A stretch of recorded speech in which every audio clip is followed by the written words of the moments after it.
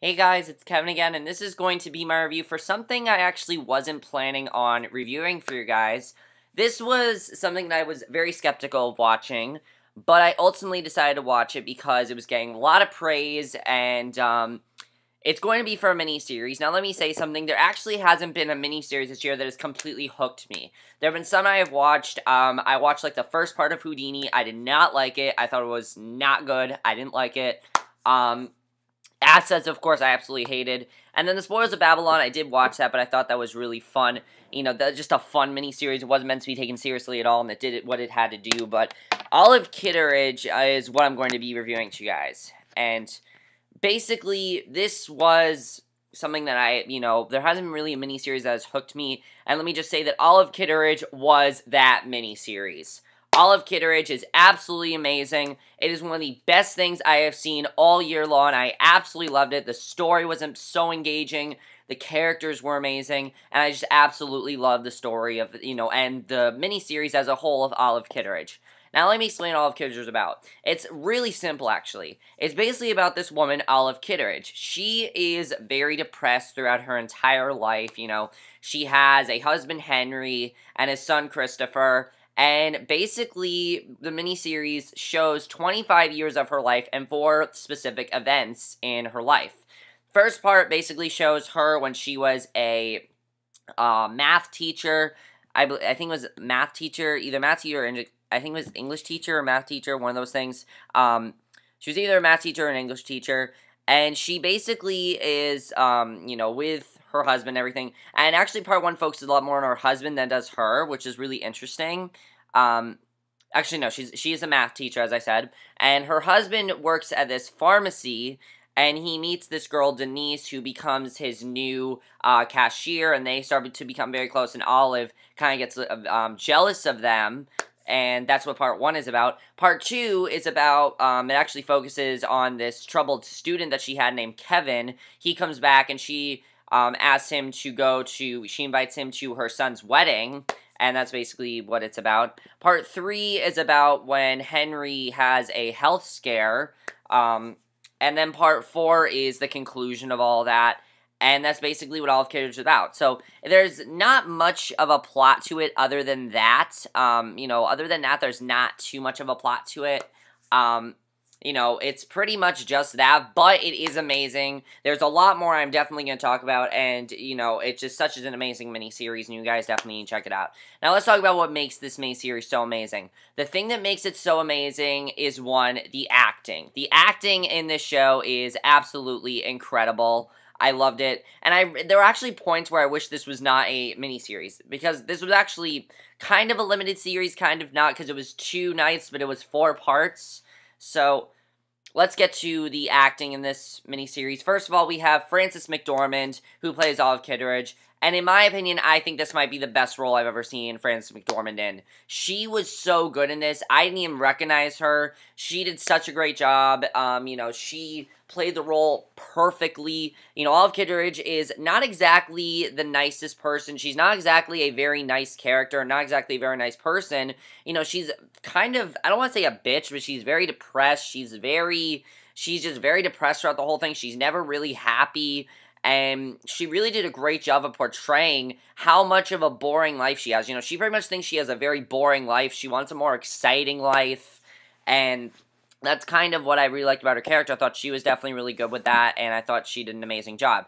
Richard Jenkins plays her husband, Henry. Amazing. Absolutely fantastic. Loved his character. He is the exact opposite of Olive Kitteridge. He's fun. He's always in a good mood. He's a very devoted and loving husband. And I thought he was just fantastic. John Gallagher Jr. plays her son, Christopher, and I've seen John Gallagher Jr. in a few things. I've seen him in things like Spring Awakening and American Idiot, and he did a really good job here, definitely. I really loved his character. His character is not very happy at his mother because his mother kind of treated him like shit. She really did. Olive treated him in not a very nice way at all. She was always very rude to him, and he's very upset with her because of that. There's this amazing scene he has with her where he actually confronts her about it in part 3. It was amazing to watch. I thought he did a great job, and I really, really loved his character. I thought he was great. Zoe Kazan has a supporting role as Denise, who is the girl that Henry becomes very good friends with. Thought she was really good, and Olive is actually jealous of her because of her happiness and everything. I thought that was very well done, and I loved her character definitely because she's the exact opposite of Olive, and I thought she was definitely really good because of that. And then Bill Murray, I want to talk about him too because he plays a character who is actually not in it for that long. He's in the miniseries for I think about 20 minutes, but he is such an important character, and that is Jack Kennison. And I don't want to spoil the importance of his character. We will talk about his character when we get into spoiler territory, but he was amazing, and I just thought he was just, wow, he was great. Martha Wainwright also plays this really great lounge singer who pops up a few times. She also did a great job. I thought she was really good, and that's really all the people I want to talk about. But the acting, as I said, was amazing and great, and the directing is absolutely fantastic because one of the things I love about the director of this is the same director of The Kids Are All Right. I don't know the name of the director. Let me see if I can find it. I can't remember the director's name now. Fantastic. I can't remember who directed it. Director.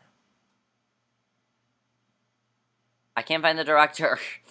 But I know that she also did The Kids Are All Right, as I said. She really did an amazing job, definitely. Amazing directing. And one of the things I loved about her directing, definitely, was the time jumps. First of all, they didn't tell you, it's a lot like Boyhood. You know how in Boyhood they didn't say, you know, oh, it's this time.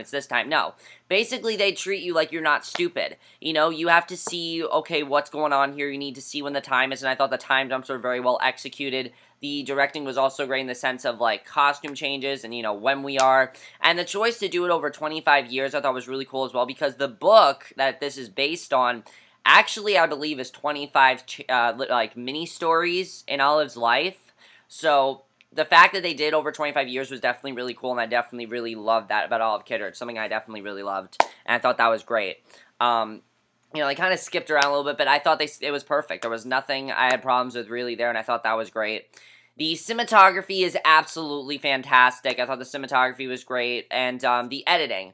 My only complaint with this miniseries, and it's very, very small, and it might not even be a complaint anymore, is basically that part 2, there were some parts that dragged on a little bit. Part 2 was my least favorite, but I still loved it. There were parts that dragged on a little bit, but overall, I still really enjoyed part 2. However, I will say that this miniseries got me hooked immediately in part 1, and I loved it since then. I just thought it was absolutely amazing.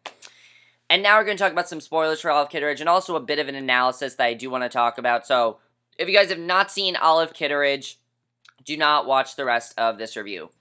So, first of all, as we know, of course, you know, Olive pretty much is very depressed. She had a very depressing life, and of course, Henry ends up having that stroke and everything, and that is very sad when that ends up happening. You know, he goes to live in this facility. He's very unresponsive, and of course, before then, she had told Henry how her and, you know, how she almost had that affair with that teacher who she didn't have sex with, but she kind of wanted to leave him, and I thought that was interesting that she finally revealed that to him. And then, of course, she had that whole scene with her son before. It really shows how much everyone does not like her. You know, she pretty much got shit on her entire life because she shit on her son and everything, so it was really sad to see that.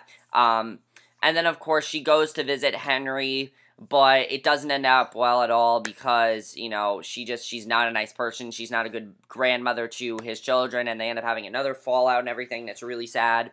And then, of course, she ends up meeting Bill Murray's character. This is after she found out that Henry died, and now we're going to talk about this. So, the thing that's really great about his character, the thing I love about his character, is that his character does not seem to be that important. His character's briefly in it for part 3. She meets up with him in part 4, and for, like, the next 20 minutes, it's basically this story.